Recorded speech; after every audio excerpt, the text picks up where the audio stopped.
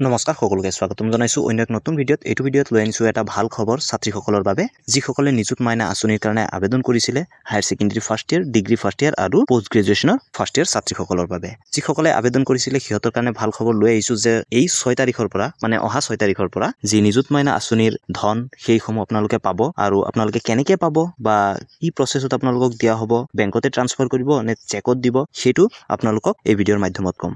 আৰু যিসকলে ৰৈ গৈছে বা যিসকলে পোৱা নাই সিহঁতে কি কৰিব লাগিব সেইটো এই ভিডিঅ'ত ক'ম। তো ভিডিঅ'টো যদি ভাল লাগে প্লিজ লাইক কৰি দিব আৰু এনেকুৱা আঁচনি বা যিকোনো চৰকাৰী আঁচনিৰ আপডেটসমূহ পাই থাকিবলৈ এই চেনেলটো প্লিজ ছাবস্ক্ৰাইব কৰি থ'ব। তো প্ৰথমতে কওঁ যে কেইদিনমান আগত আমাৰ মুখ্যমন্ত্ৰী হিমন্ত বিশ্ব শৰ্মা ডাঙৰীয়াই কৈছিলে যে নিযুত মাইনা আঁচনিৰ ধন অক্টোবৰৰ 6 তাৰিখৰ পৰা দিয়া হ'ব আৰু সেই কথা এতিয়া প্ৰযোজ্য হ'বলৈ গৈ আছে। কলেজত আপোনালোকে হয়তো নটিছসমূহ পাবও পাৰে। তো এখন নটিছ হয় ৰহা মহাবিদ্যালয়ৰ নটিছ। তো ইয়াত আপোনালোকে চাব পাৰে যে 6 তাৰিখে সিহঁতক কলেজলৈ মাতা হৈছে যিসকলে নিযুত মাইনা আঁচনিৰ কাৰণে যোগ্য। তো সেই ছাত্ৰীসকলক মাতা হৈছে কলেজত আৰু সিহঁতক এখনি চেক দিয়া হ'ব। তো কথাটো হ'ল যে আপোনালোকক প্ৰতি মাহে চেকেই দিব নে আপোনালোকক বেংকত ট্ৰান্সফাৰ কৰি দিব। কাৰণ হিমন্ত বিশ্ব শৰ্মা ডাঙৰীয়াই আগত কৈছিল যে ডিবিটি মাধ্যমেদি আপোনালোকক পইচাটো ট্ৰান্সফাৰ কৰিব বেংক একাউণ্টত।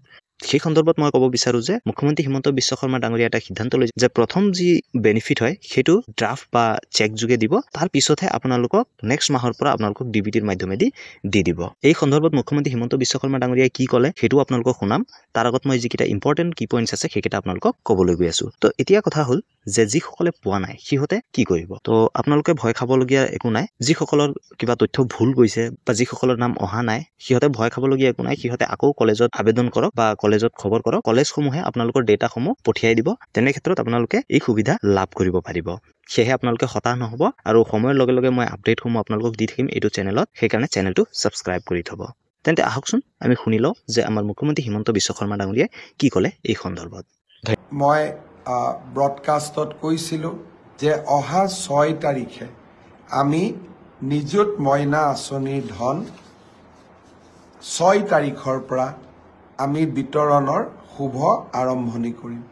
মই আজি পুনৰ দোহাৰিছোঁ যে অহা 6 তাৰিখে প্ৰত্যেকটো বিধানসভা সমষ্টিত অনুষ্ঠিত হ'বলগীয়া এখন সুন্দৰ সভাৰ মাজেৰে আমি নিযুত মইনা আঁচনিৰ শুভা আৰম্ভণি কৰিম।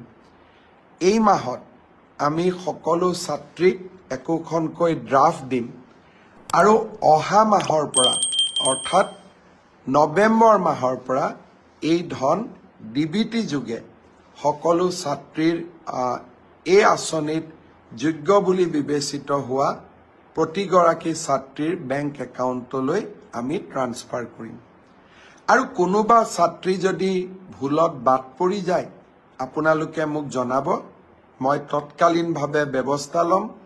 মই বিশ্বাস কৰোঁ যে উচ্চতৰ মাধ্যমিকত প্ৰথম বৰ্ষত নামভৰ্তি কৰা ছাত্ৰী, স্নাতক পৰ্যায়ত নামভৰ্তি কৰা প্ৰথম বৰ্ষৰ ছাত্ৰী আৰু বিশ্ববিদ্যালয়ত নামভৰ্তি কৰা প্ৰথম বিভাগৰ ছাত্ৰী সকলোৱে এই আঁচনিৰ হিতাধিকাৰী ৰূপে যোগ্য।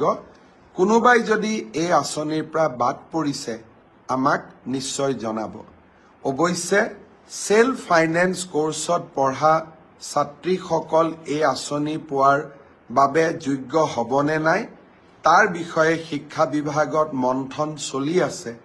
সেইবাবে সেল্ফ ফাইনেন্সত পঢ়া ছাত্ৰীসকলক কিছু দিন অপেক্ষা কৰিবৰ বাবে মই অনুৰোধ জনাম। 6 তাৰিখৰ পৰাই নিযুত মইনাৰ আৰম্ভণি। বহুতে কৈছিল এই আঁচনি কেতিয়াও চৰকাৰে কৰিব নোৱাৰে। ইলেকশ্যনৰ সময়ত যেতিয়া মই এই আঁচনিৰ কথা কৈছিলোঁ তেতিয়া কোৱা হৈছিল যে ইলেকশ্যনত ভোট লোৱাৰ বাবে মুখ্যমন্ত্ৰীয়ে ফাঁকি কথা কৈছে। যিসকলে ভাবিছিল যে মই ফাঁকি কথা কৈছোঁ তেওঁলোককো 6 তাৰিখৰ নিযুত মইনাৰ উদ্বোধনী অনুষ্ঠানলৈ সাদৰ নিমন্ত্ৰণ জনালোঁ।